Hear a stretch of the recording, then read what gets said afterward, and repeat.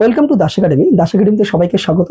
আশা করি তোমরা সবাই ভালো আছো এবং সুস্থ আছো। আজকে আবার চলে আসলাম, দেখো 27/8/2025 অর্থাৎ যে রান চলছে সেই রান, অর্থাৎ এসএসসি জিডি যে রান শুরু হয়েছে 2025-এর 20 তারিখ থেকে যে রান শুরু হয়েছে সেই রানের কিন্তু আপডেট আমি তোমাদের কাছে প্রথম থেকেই কিন্তু যতটুকু আমার কাছে আছে তোমাদের কাছে আমি রাখার চেষ্টা করছি।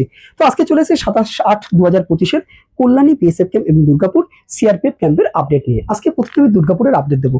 দেখো দুর্গাপুরে বলছি কল্যাণীতে কিন্তু তাপমাত্রা অনেকটাই বেশি, তো সেই কারণে সবাইকে বলবো পর্যাপ্ত পরিমাণে জল এবং কিছু খাবার দাবার কিন্তু তোমাদের কাছে অবশ্যই রেখো। 4টের সময় কিন্তু দুর্গাপুর এবং কল্যাণী দুটোতেই কিন্তু 4টের সময় কিন্তু ক্যাম্পের ভিতরে ঢুকানো হচ্ছে, কিন্তু তারপরে কিন্তু রান শুরু হচ্ছে। দুর্গাপুরে কিন্তু আজকে রান শুরু হয়েছে, তো আমার কাছে যেটুকু আপডেট আছে 6টা 10 এবং দুর্গাপুর ক্যাম্প অর্থাৎ যারা পাস করেছে তারা কিন্তু 5:30টার সময় বেরিয়েছে। তো সেই কারণে তোমাদের কাছে বলছি যারা পাস করবে তাদের কিন্তু বেরোতে অনেকটা সময় লাগবে। তো সেই জায়গায় দাঁড়িয়ে বলবো যে তোমাদের কাছে অবশ্যই কিছু খাবার এবং পর্যাপ্ত পরিমাণে কিন্তু জল তোমরা রাখবে। দেখো দুর্গাপুরের ট্র্যাক নিয়ে কিন্তু কোনো রকম সমস্যা নেই, এটা আমরা আগেও জানি। তোমাদের বলবো যারা যাচ্ছে এরপরে দৌড়াতে, দুর্গাপুরের ট্র্যাক নিয়ে কিন্তু কোনো সমস্যা নেই। শুধু তুমি ভাই কনফিডেন্সের সাথে দৌড়ো এবং তোমার নিজের স্বপ্ন এবং মা বাবার স্বপ্ন কিন্তু তোমরা পূরণ করো। এইবার এসএসসি জিডি পরীক্ষাটা যে চলছে সেইটা পাস করেই কিন্তু, অর্থাৎ কেউ বিএসএফ কেউ সিআরপিএফ, অর্থাৎৎ যারা যেটা স্বপ্ন আছে সেই স্বপ্ন কিন্তু তোমরা পূরণ করার কিন্তু এই একটাই চান্স, কিন্তু এটা মনে রেখে কিন্তু তোমরা দৌড়ানো শুরু করো। দেখো দুর্গাপুরে কিন্তু 1666-র কিন্তু ট্রাক, তোমরা সবাই জানো 3 পাক দৌড়াতে হবে। আমি বারবার করে একটা কথা বলবো, যেহেতু ট্রাক ভালো, অনেকে কি করছে ট্রাকে কিন্তু 1 পাক দৌড়ানোর পরে কিন্তু ছেড়ে দিচ্ছে। আমি বলবো 3 পাকের যে ট্রাকটা সেই 3 পাকটা কিন্তু তোমরা ভালোভাবে দাও। ট্র্যাকটাকেও যদি না ছাড়ো তাহলে বলবো যে দেখো সবাই কিন্তু পাস করে যাবে, এটুকু বলতে পারি। দেখো আজকে প্রথম ব্যাচের একটা আপডেট দিই তোমাদের কাছে। প্রথম ব্যাচে কিন্তু 200 জনের আজকে কিন্তু 200 জন করে ছাড়া হয়েছে, 4টে ব্যাচ করা হয়েছে। প্রথম 200 জনের মধ্যে কিন্তু 157 জন পাস করেছে রানে, এবং লাস্টে কিন্তু তোমার হচ্ছে পিএটি পিএসটি কমপ্লিট করেছে। কিন্তু তোমার কাছে আমার কাছে যেটুকু খবর আছে 110 জন।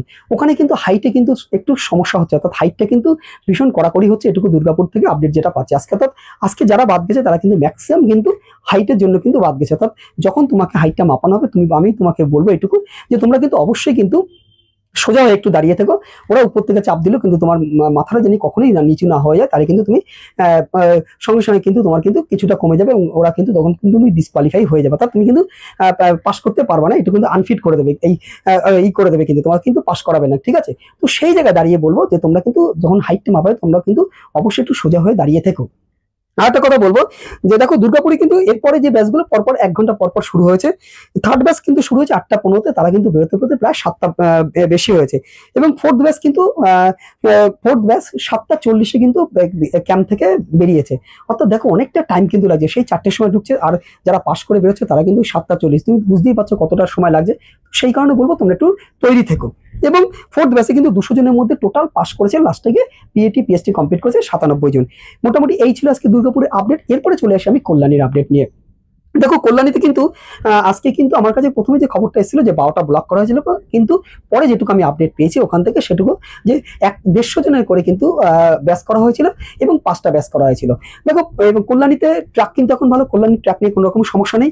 তাই যারা কল্যাণীতে আগামী দিনে যাচ্ছ বলবো যে তোমরা মনের আনন্দে কিন্তু তোমরা দৌড়ানো শুরু করো। কেউ 7 পাক যে দৌড়তে হবে সেটা ভুলে যেও না ভাই। ট্রাকের মধ্যে থাকো, 7 পাকটা নিজে নিজে গুণে দৌড়ো এবং ট্রাকের মধ্যে থাকো, ভালো করে থাকো, তাহলে কিন্তু তুমি অবশ্যই পাস করবে।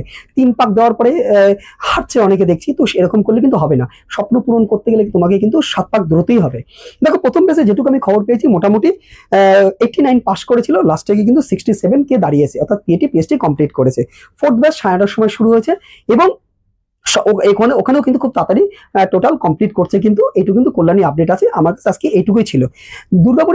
দুর্গাপুরে আপডেটটা একটু বেশি ছিল কারণ আমার আজকে একটা স্টুডেন্ট ছিল, এবং দুর্গাপুরে কিন্তু আজকে 10টার মধ্যে কিন্তু টোটাল কমপ্লিট করেছে। তো যাই হোক, এরপরে আরো কিছু যদি আমি আপডেট পাই তোমাদের কাছে অবশ্যই নিয়ে আসবো। চ্যানেলে যারা নতুন আছো তাদের বলবো অবশ্যই সাবস্ক্রাইব করে রাখো নতুন নতুন খবর পাওয়ার জন্য, এবং যারা আগে আছো তাদের তো অবশ্যই বলবো তোমরা ভাই ভালো লাগলে ভিডিওটা লাইক শেয়ার করো, এবং তোমাদের যদি উপকার হয় তাহলে অবশ্যই একটু বলো। আমি আগামী দিনে কিন্তু আরো তোমাদের কাছে খবরগুলো নিয়ে চলে আসবো।